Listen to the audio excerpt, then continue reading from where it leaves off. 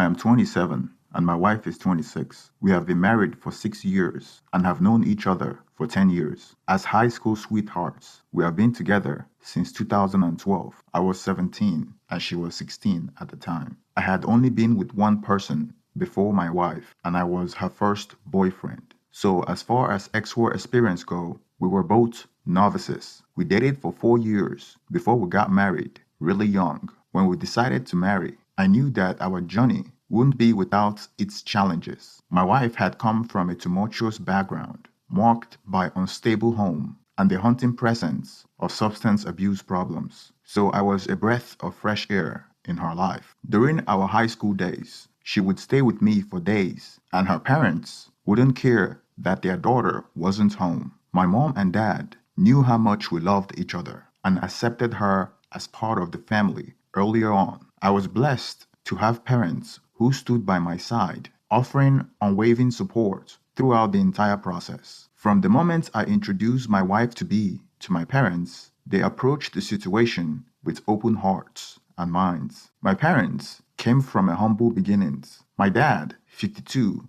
is a production supervisor at the local car plant. He has been working there for more than 30 years. My mom, 48, is a nurse. They had a 5-bedroom house, enough room for me and my 2 older siblings, so they were happy to have her around. They took the time to genuinely get to know my future wife. They knew the problem my wife's parents are going through and how their negative influence in her life. They welcomed her into our family, offering her a safe and loving environment that she had never experienced before. Their acceptance and warmth provided her with a sense of belonging and stability that she desperately needed. In her 20th birthday, she gave birth to our first son. We got married the following year and moved into our home after I graduated from college, not too far away from my parents. My parents still wanted us to continue to live with them because they liked to be closer to their grandson. And since all my siblings were out of the house, the 5-bedroom seemed like an empty castle.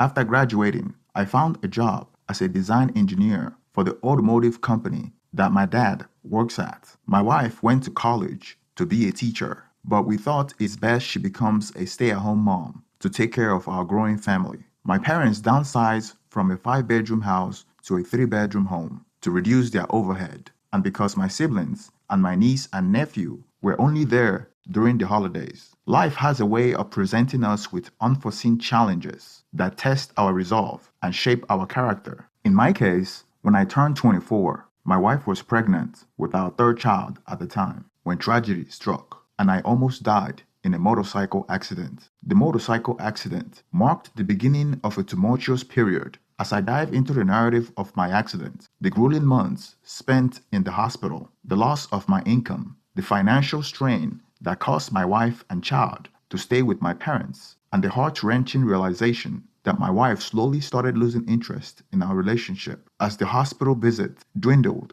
and I felt like my mom was the only one that cared about me. Riding my motorcycle means freedom to me. It was an escape from the monotony of life. I would ride with my group of friends during the weekend. My parents hated it because they thought it was dangerous, especially my mom. My wife and I loved it because it became a way for us to spend more time with each other doing something that we love. It was a crisp autumn afternoon when I sat out on my motorcycle, seeking a momentary escape from the pressure of life. Luckily, my wife wasn't riding behind me because she was 8 months pregnant. Little did I know that a split second of distraction would send my world into a tailspin. As I maneuvered through traffic, a collision from another vehicle sent me hurtling through the air, landing on the pavement with bone-crushing impact. The excruciating pain and subsequent loss of consciousness became my harsh introduction into a new reality. When I gained consciousness, the sterile environment of the hospital room surrounded me, and the gravity of my injury became apparent. Multiple fractures, internal bleeding, and a profound sense of physical vulnerability that left me dependent on medical professionals to navigate the arduous path of healing. I was lucky to have my family at my side. My mom especially cut her hours at work to spend more time with me. My wife had to return home frequently to take care of our 2 kids, plus she was 8 months pregnant at the time. As days turned into weeks and weeks into months, I underwent surgery and endure grueling rehabilitation sessions determined to regain mobility and independence. While my body fought to heal, the lingering financial burden became increasingly apparent. The long months in the hospital resulted in loss of income, adding a profound sense of uncertainty and instability to my life. I was still recovering from my injuries when my wife gave birth to my daughter. My wife became financially dependent on my parents. The weight of responsibility for my growing family with a new baby intensified my distress. I didn't have any emergency funds to continue to pay my mortgage, and all the insurance money went towards my medical bill. The reality of our financial difficulties forced my wife and 3 children to seek shelter with my parents, compounding my feelings of inadequacy and powerlessness. The strain of my accident, prolonged hospitalization, and subsequent financial difficulties, the childbirth, had eroded the foundation of our relationship, leaving us emotionally detached. It got to a point that I would only get a visit twice a week from my wife, and when she comes, she brings my children. Seeing my children also aided my recovery because I was always in a good mood when they visit. My mom was the only stable presence, and she visited every day. Since all the financial burden is on my dad, his absence was understandable. Moreover, I would rather have my mom and my wife by my side. It didn't raise any alarm bell that my wife was not showing up as often as she should because she had a responsibility of a growing family. I eagerly anticipated being discharged from the hospital, going home, and sharing in the joy of our growing family. However, over time, it became evident that my wife's visit to the hospital had dwindled and her interest in my recovery had waned. It wasn't too obvious to me at the time, as I attributed her absence to the stress and overwhelming responsibilities she faced outside the hospital walls. I understood that managing our finances alone, taking care of our newborn, and coping with the emotional toll of my accident and hospitalization would undoubtedly take a toll on her. However, as time went on, her lack of presence became increasingly apparent, and I couldn't help but wonder what has caused the shift in her behavior. As I was too focused on my recovery to understand the reasons behind her diminishing visit, I wouldn't realize till later the deep underlying issue at play. Our prolonged separation had created a physical and emotional distance between us. I have always been a mama's boy,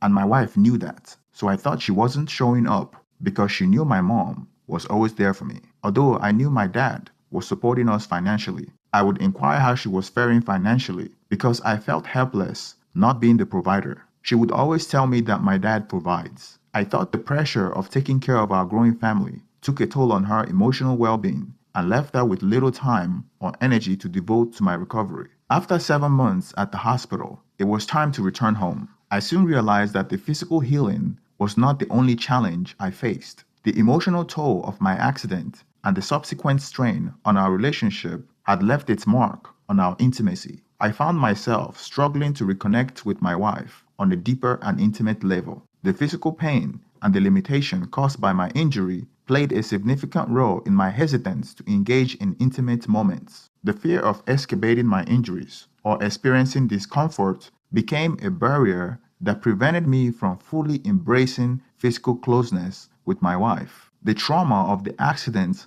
lingered in my mind, creating a sense of vulnerability that made it difficult for me to be fully present in those moments. 2 weeks after getting discharged from the hospital, I went back to work. I couldn't walk for long distance, and my movement was still awkward as I was still visiting physical therapy. Luckily, I was still mentally sound, and my work colleagues were glad to have me back. As life gradually returned to a semblance of normalcy after my accident and recovery, I couldn't help but notice a new challenge emerging in my relationship with my wife. I thought it was because she wanted to move out of my parents' house, because I was noticing the friction between her and my mom. When I returned to my parents' home, I discovered that my wife was not as active in my children's life as I thought. Even though my mom was at the hospital taking care of me, she still comes back home to take care of my children and still goes to work. Obviously, this caused friction between my mom and my wife. I thought the best idea at the time was to separate both of them so my wife can have a place that she can call her own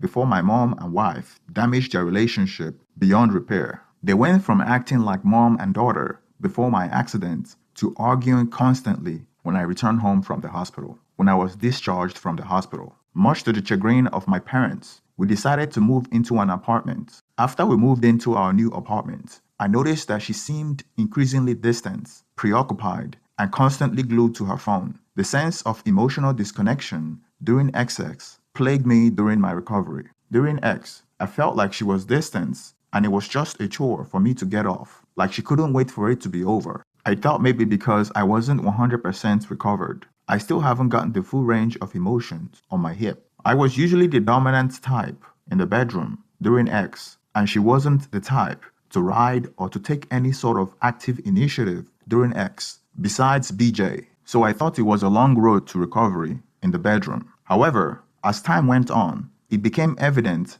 that there was more at play. Her constant presence on her phone, coupled with her reluctance to engage in meaningful conversation or spend quality time together, left me feeling isolated and concerned about the state of our relationship. The lack of transparency and open communication in our daily interaction fueled my insecurity and led to the erosion of trust. I began to question whether there was something more significant happening, whether there was another reason for her emotional distance and preoccupation with her phone. I came to the realization that this would be the reality of our marriage, maybe till I fully recovered. Her enjoyment gives me pleasure during X, so when I realized that she wasn't present, my interest dwindled, and my wife and I resorted into roommates. As the weight of my wife's disinterest in our relationship and the challenges of recovering from my accident settled upon me, I found myself sinking into the depths of depression. The overwhelming sense of sadness, hopelessness, and loneliness enveloped me, making it difficult to navigate through each day. My only source of happiness became my kids and my job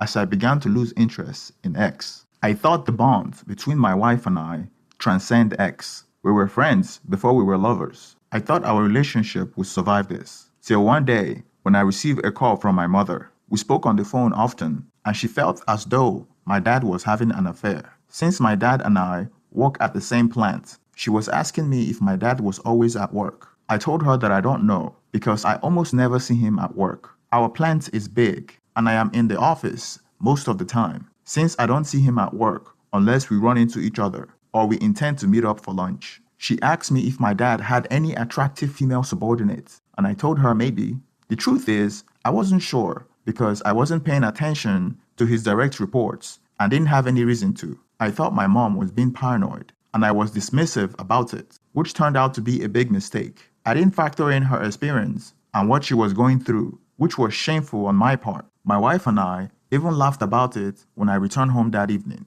Not even a month later, during a conversation on the phone, she told me that she bought a GPS tracker a few weeks ago and discovered that my dad was not working as much as he claimed and has been visiting cheap motels. That was when it got real. I believed her. I didn't tell my wife about that because it wasn't something to joke about. Repercussion of that could lead to the end of my parents' marriage. My mom and dad could separate if it turns out he was cheating on her. When I went to work, I asked around about my dad's hours, and I confirmed partly that my dad was not putting as much hours at work as he claimed. I planned on discussing it with my siblings, thinking that we could confront my dad together before it escalates further, as it wouldn't have been ideal for my parents to separate at their age after all they've been through together. Not too long after my mom told me about the GPS she had on my dad's car, she called me saying that she noticed my dad had a pattern of going to a particular hotel at a particular time. She wanted me to come along with her to confront him at the hotel. I was at work at the time,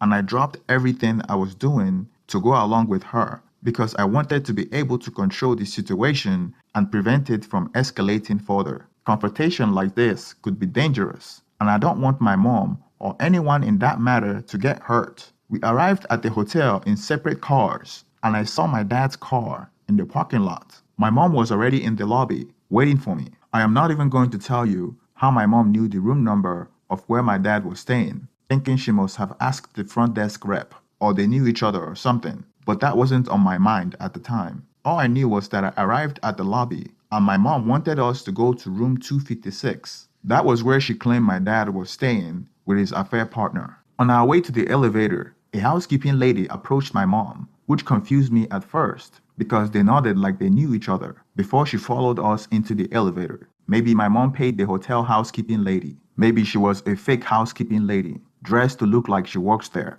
I don't know. It seemed like a planned operation. I told my mom that it would probably be a better idea to wait for them in the lobby, but she refused. We approached door 556, and my mom and I backed away from the view of the peephole. The house cleaning lady knocked on the door and said, "Housekeeping." That was when I heard my dad from the inside of room 256. He responded with, "No housekeeping." Then the housekeeping lady started saying something about a card payment and wouldn't relent. I could hear the frustration in my dad's voice, and he finally got tired of her and opened the room door to find out what she wanted. Immediately, my mom and I stormed through the door like the police, and my dad fell on the floor. My mom was more interested in finding out who the lady was, and we couldn't believe who we saw, trying to hide under the covers. The moment my mom and I walked into the room and discovered my father and my wife, our world came crashing down. We both were shocked and frozen in our step. My dad kept pacing around the room with both hands above his head,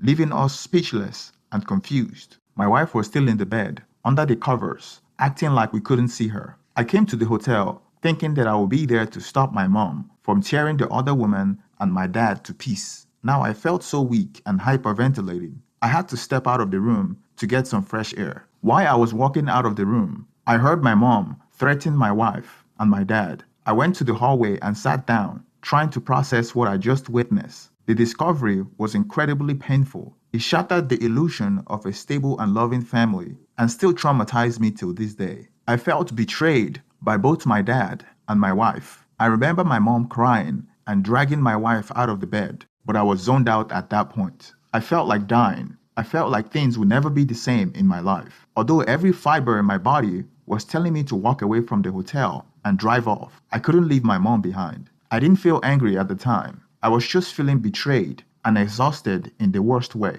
My dad was calling my name and apologizing, but I couldn't look at him in the face. I knew I had to be strong for my mom. This discovery would also be incredibly painful for her. I forced my mom to let go of my wife, and we both walked out the hotel while my mom cried. I took my mom home. She couldn't stop crying. Her anxiety was flaring up, so she took some medication to relax. Then she quickly fell asleep in the living room couch. It's been a long day. I had to make sure my kids were picked up from the daycare because I can't trust my wife to do so. Not in the state my mom left her in the hotel. Before I left, I made sure I called my two siblings and told them what had happened, and they took the next available flight back home. My family was going through a crisis that we would never recover from, and the only thing that kept me going were my children. I picked up my kids from daycare and took them home. Apparently, she dropped them off at daycare so she can get a chance to sleep with my dad. I received a wall of texts from my wife apologizing. I didn't even attempt to read it. My natural instinct when I was going through crisis is to focus on work, but this time